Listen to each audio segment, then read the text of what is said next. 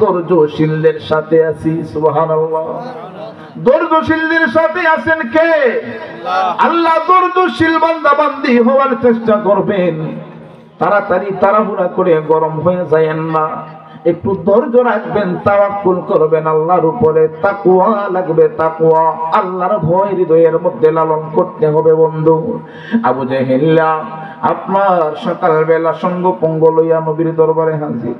দেখো মুহাম্মদ বাতিজা বাড়ি থেকে আসো, নাম ধরে তো ডাকতো, কারণ রসুল্লে তো সে রসুল মানত না, নবীর উপর তো ঈমান আনে নাই, নবীকে ডাক দিছে।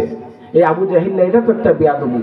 আল্লাহ পাক রব্বুল আলামিন এই কুরআন কারীমের মধ্যে আমার আপনার নবীকে নাম ধরে ডাক দেন নাই। সুবহানাল্লাহ।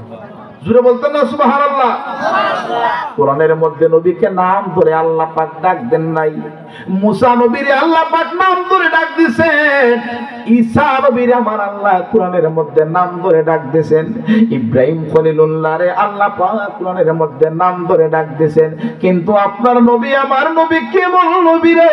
আমার আল্লাহ রাব্বুল আলামিন বলেন, ইয়া আইয়ুহাল মুজাম্মিল, ইয়া আইয়ুহাল মুদ্দাসসির, তাহা মা আনজালনা আলাইকাল কুরআনা লিতাশকা। আমার আল্লাহ বলেন ইয়াসিন, আমার আল্লাহ বলেন ইয়া আইয়ুহান নাবিয়্যু। এইভাবে আমার আল্লাহ সম্মান সূচক নাম বলে বলে ডাক দিছে। আমার আল্লাহ ডাইরেক্টলি নাম ধরে ডাক দেয় নাই। আমার আল্লাহ রাব্বুল আলামিন কতটুকু সম্মান দিয়েছে তার কামলেওয়ালা নবীরে। আর ওই বেয়াদব আবু জাহিল্লা যাইয়া কয়, মুহাম্মদ, ও মুহাম্মদ, আমি আজকে তোমার কাছে আসছি, আজকে যদি তুমি জিততে পারো, আজকে যদি তুমি আমার কাছে যদি তুমি জিতা যাও, তাহলে আমিও বললাম আমিও তোমার কাছে কালেমা পড়ে মুসলমান হইয়া যাইমু। কালেমা পড়ে? আচ্ছা, এটা কি মন থেকে বলছে নাকি সে রসুলকে আটকানোর জন্য বলছে? কেমন বেঈমান মুনাফিক যারা দেখবেন তাদের কথা খুব মিষ্টি, তাদের কথা কি মিষ্টি থাকবো, কারণ সে মিথ্যা বলতে পারে বড় সাজাইয়া। আপনার কাছে বলবে আপনার কথা, আপনার থেকে দূরে সরে গেলেই আপনার বিপক্ষে চলে যাবে। কথা বলেন ঠিক কিনা? এটা হলো মুনাফিকের আলামত।